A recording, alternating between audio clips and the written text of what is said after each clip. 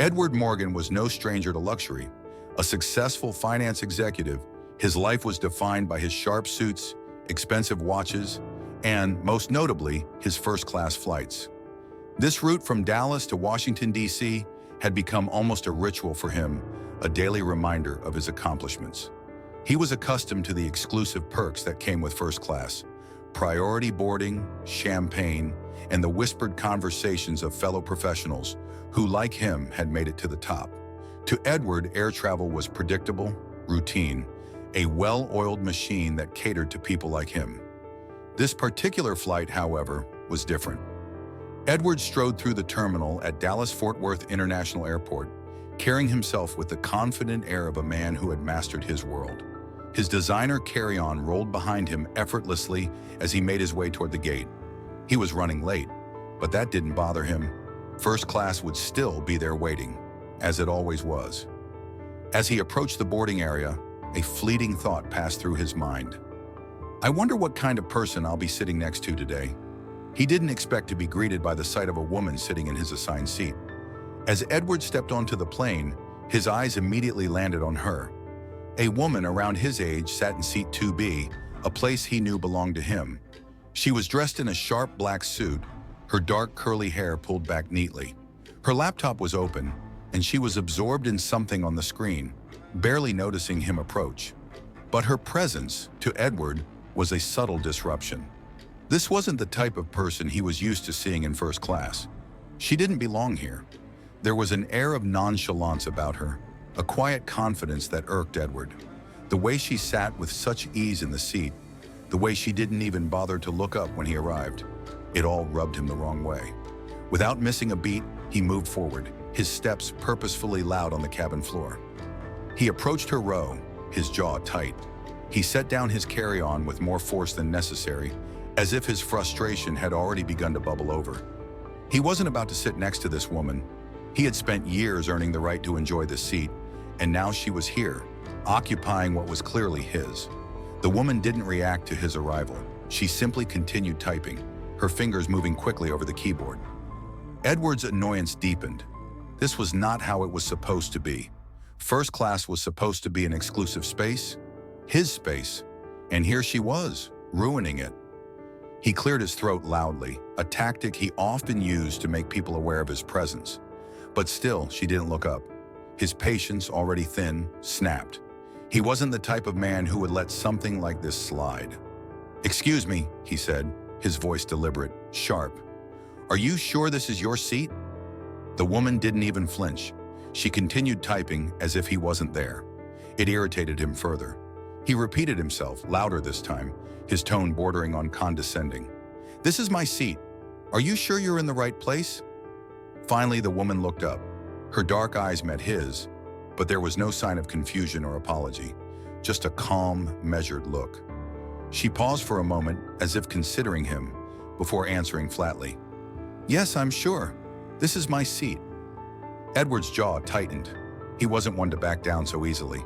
His hand instinctively reached for the call button. He wasn't going to deal with this quietly, not when someone like her was taking up space that wasn't meant for people like her. The flight attendants had to be notified. They had to do something about this. As he pressed the button, he felt his heart race with irritation. How dare she sit here so comfortably? The flight attendants would handle this. He wasn't going to let this disrespect stand. The soft chime of the call button broke the silence in the cabin, drawing the attention of the flight attendants. A few moments later, Emily Jacobs, a young woman in her early 30s, appeared at the end of the aisle. Her professional smile and polished demeanor made her seem unbothered by the tension that had already begun to fill the air. Edward could feel the eyes of the other passengers on him, but he didn't care. He was used to being in control, used to having things go his way. As Emily approached, he straightened up, his posture rigid with frustration. He gave her a glance that was almost dismissive, as if expecting her to simply take care of the problem. "Excuse me," Edward began, his voice smooth but firm. "There seems to be a mix-up here. This woman," he nodded toward Samantha, who was still sitting calmly, "is in my seat." Emily glanced at Samantha, who had already stopped typing and was now looking at the flight attendant with an unreadable expression. Samantha didn't seem fazed, but Edward wasn't interested in her demeanor. He wanted his seat back, and he wanted it now. Emily didn't respond immediately. Instead, she pulled out her tablet and quickly scanned the passenger manifest. Her fingers moved quickly over the screen as she checked the seating assignments. "Actually, Mr. Morgan," she said, her voice polite but firm, "Samantha is sitting in the correct seat. According to the manifest, you are assigned to 2A, and she is in 2B. Edward blinked in disbelief. This couldn't be happening. He knew for certain that 2B was his seat. There had to be some mistake. He pressed his lips together, barely containing his frustration. "That can't be right," he muttered under his breath. "I've flown this route dozens of times. I've never had this kind of issue before." Emily smiled gently, sensing his irritation but remaining professional. "I understand, sir, but everything appears to be in order. Your ticket says 2A, and Samantha's ticket says 2B. I've double-checked." Edward's face flushed with a mix of anger and embarrassment. How could this be happening? He wasn't used to being challenged, especially not over something so trivial. First class was supposed to be a place where people like him could enjoy peace and comfort, not have to deal with— He couldn't even bring himself to say it— people like her. "Fine," Edward said with a tight-lipped smile, trying to mask his growing irritation. "I suppose mistakes happen." But even as he spoke the words, he wasn't finished. This wasn't over. He wasn't about to let a situation like this slide, no matter what the manifest said. He shifted in his seat, his fingers tapping rhythmically on the armrest as he stared straight ahead. But inside, his mind was racing. There had to be another way to get her out of his seat. He couldn't just sit here and accept this. He had worked hard for everything in his life, and he deserved this space. He wasn't about to share it with someone like her. Samantha, for her part, had already returned to her laptop, as though she hadn't even been part of the conversation. Her lack of reaction, her indifference to the entire situation, was beginning to wear on Edward. He couldn't understand why she wasn't reacting, why she wasn't at least apologizing for the inconvenience. She wasn't playing the game like he expected. Edward looked up at the flight attendants again, his face tightening with frustration. "I'd like to move seats," he said, his tone making it clear this was no longer a request. Emily hesitated, her eyes darting briefly to Samantha before meeting Edward's gaze. She seemed to weigh her options carefully, considering how to handle the situation. She had dealt with difficult passengers before, but this one felt different. There was something in the air, an unspoken tension that seemed to radiate from Edward. "I can check to see if there are any open seats," Emily said after a beat, already tapping away at her tablet. Edward exhaled sharply, a sigh of both impatience and relief. Finally, he thought. Finally, she's going to fix this. But as the seconds ticked by and Emily's fingers moved across the screen, the silence in the cabin felt heavier. Edward's heart began to race. He could feel the eyes of the passengers on him, but he didn't care. This was his right. This was his space. After what felt like an eternity, Emily looked up at him, a polite but firm smile on her face. "I'm afraid we're at full capacity today, sir," she said. "There are no open first-class seats available." Edward's stomach clenched. No open seats? What kind of nonsense was that? He wasn't about to settle for sitting next to her, not in a space he had paid a premium for. He wasn't going to let this slide. "Is there any room in economy?" he asked, his voice dripping with disdain. The idea of having to sit in economy class with the common folk was almost laughable to him. Emily's smile didn't falter. "There are a couple of seats available in economy, but—" Edward's face flushed with anger. Economy?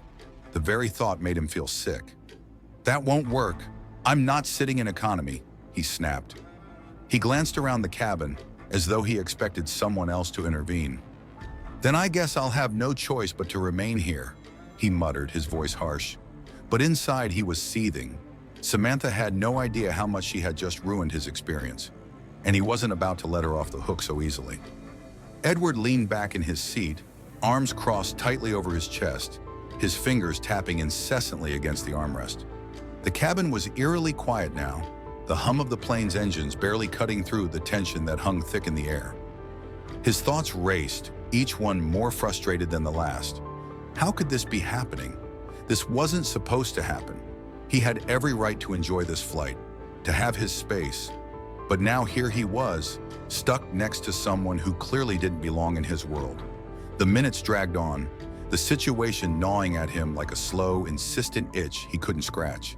He stared out the window, doing his best to control the surge of anger that threatened to boil over. First class was meant to be an exclusive space, a space for people who belonged. He had earned it, hadn't he? So why was this woman occupying the seat beside him? It was beyond him. Samantha, the woman seated next to him, hadn't said a word since the brief exchange with the flight attendant, Emily. She had simply gone back to her laptop, seemingly oblivious to the storm raging inside him.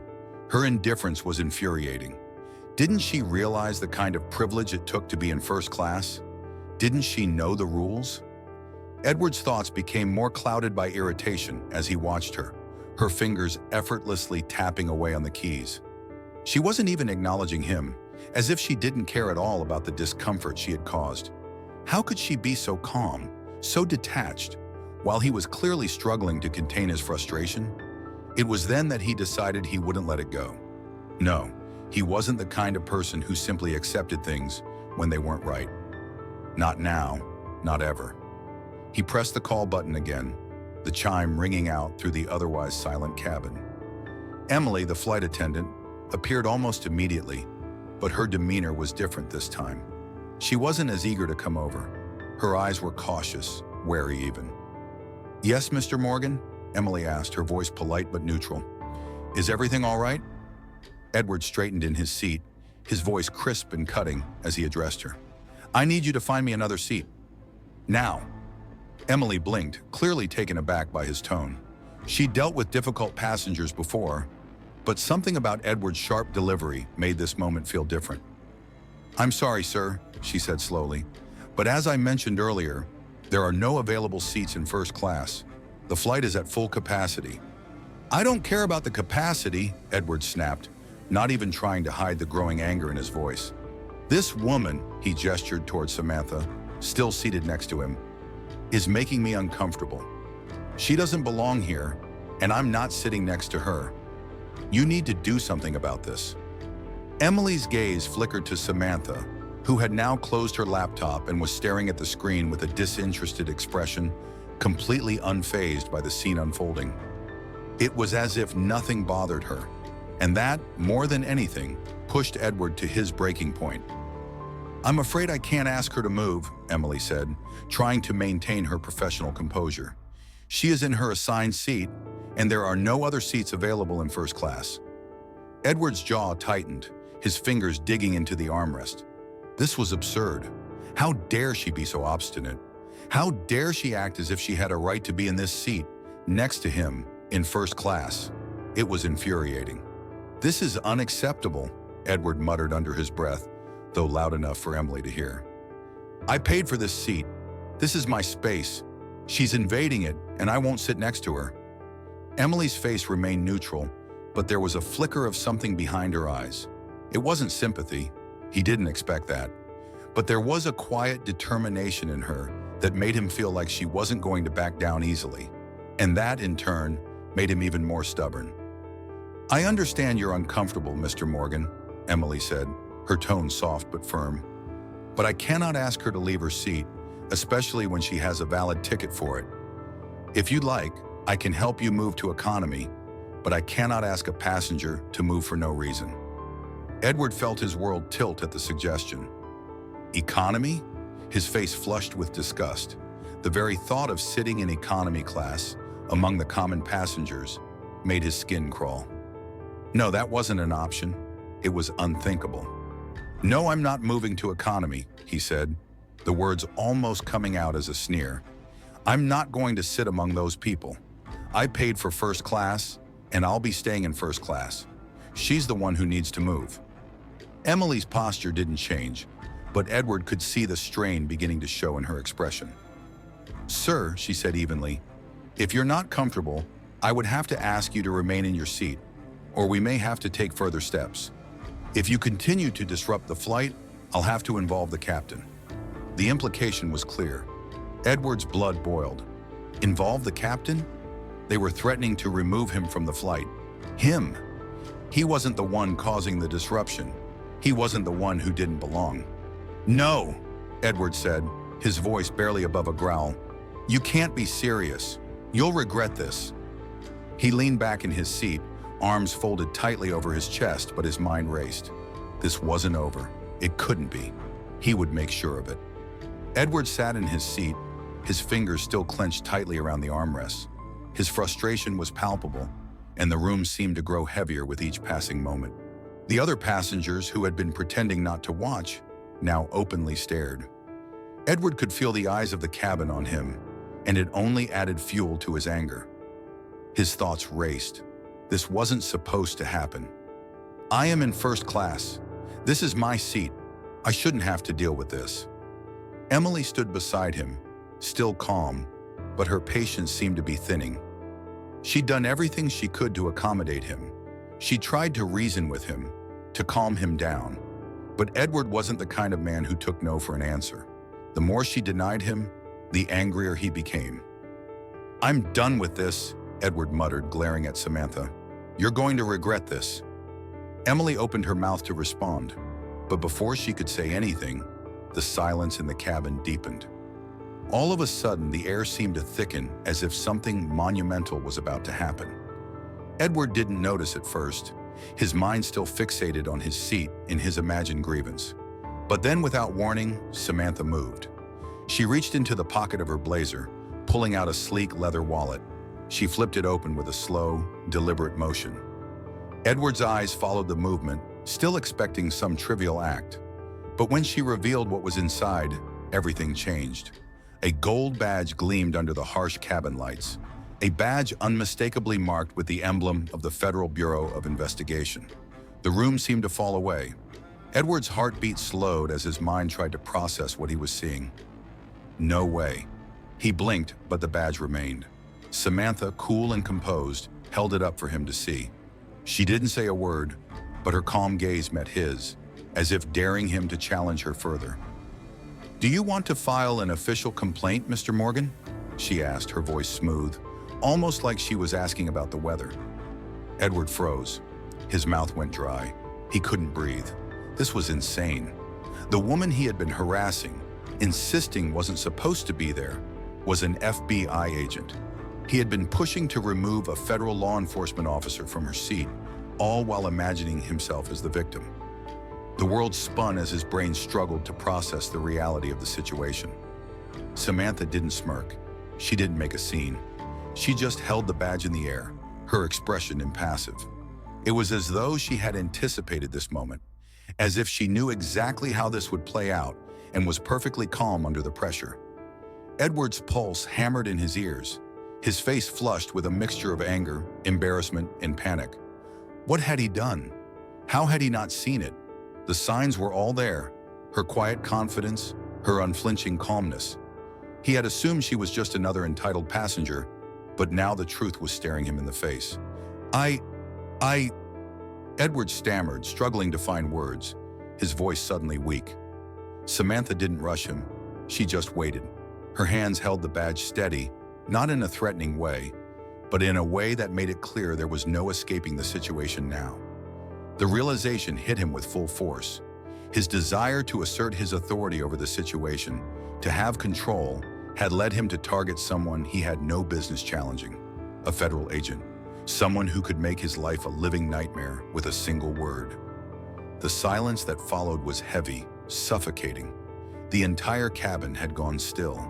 The hum of the engines, the soft conversations, the rustling of papers, everything seemed to fade into the background as passengers began to process what had just happened. Some turned away quickly, embarrassed to be caught up in the drama.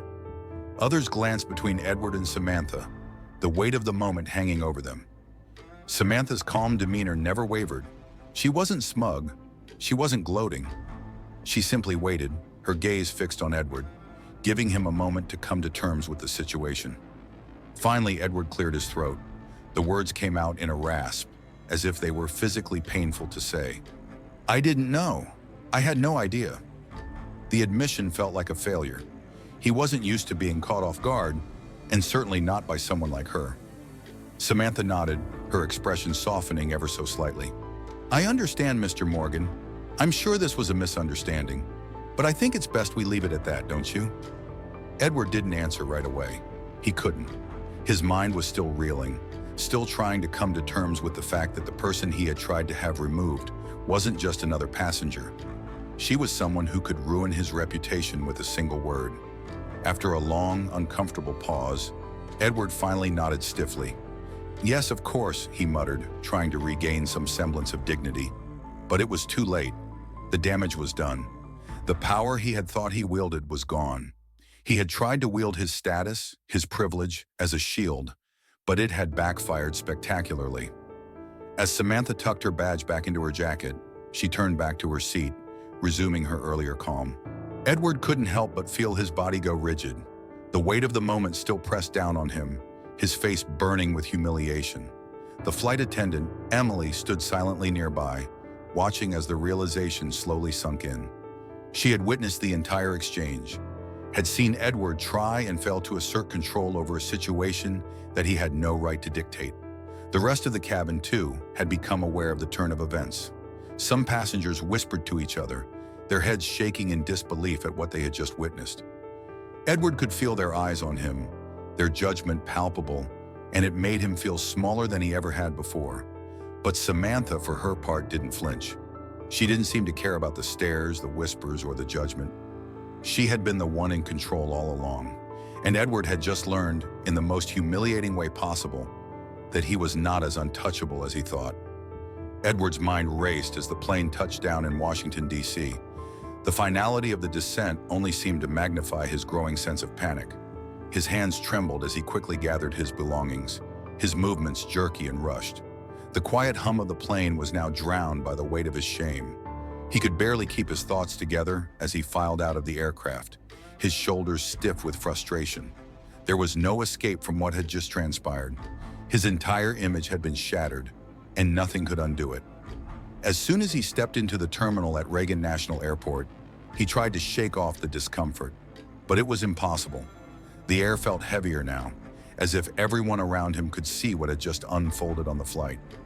He could feel the subtle, piercing stares of passengers who had been on that same flight. They knew. He didn't need to look to know that they were talking about him. His phone buzzed incessantly with messages, notifications flooding in from friends and colleagues. "Is this you? What happened on the plane?" His stomach turned. The realization hit him with full force. He couldn't hide from this. The video had already gone viral, and his name was now associated with the worst kind of humiliation. He tried to ignore the growing panic, his feet moving quickly as he reached baggage claim, but it was no use. There, standing by the conveyor belt, was a small group of reporters, already on edge, ready to pounce. Edward had seen them earlier, unaware that they were watching the situation unfold. Now he realized that they had been waiting for him, eager to capitalize on the public spectacle. One of the reporters, a woman with a sharp, inquisitive look, caught sight of him and immediately broke into a smile. "Wait, that's him," she said, pointing straight at him. Edward froze, a cold shiver running down his spine. He wanted to turn and run, but his feet wouldn't move. The camera lights hit him, and he felt the weight of the entire airport's gaze settle on him. The reporter's voice rang out as she walked toward him, her microphone in hand. "This is the man seen in the viral video trying to have an FBI agent removed from her seat in first class. Sir, can you comment on this incident?" The words stung like a slap to the face. Edward's heart thudded painfully in his chest. The video had already gone viral, already spread across social media. His name, his face, he was now part of the story. He had tried to remove a federal agent, someone who had every right to be in that seat. It was inexcusable, and there was nothing he could do to take it back. Messages kept flooding his phone. Friends, family, colleagues, all of them had seen the video. His hands shook as he fumbled to silence his phone. He couldn't bring himself to read the messages. He couldn't bear to face anyone. "Do you have anything to say?" The reporter's voice broke through his daze, but Edward remained silent. What could he say? The truth was out there now, in front of everyone, and no amount of words could undo the damage. As he made his way quickly to the exit, pushing through the crowd, he couldn't escape the feeling that the world was closing in around him. He reached the curb, nearly running toward a waiting taxi, But it didn't feel like an escape. It was only the beginning. The consequences of his arrogance, his entitlement, were only just beginning to unfold, and he had no idea how deep the damage would go. Inside the taxi, Edward stared out the window, his mind numb. The man he had been, the man who thought his status could shield him from anything, was gone. And no matter how fast he tried to run from this, it was already too late.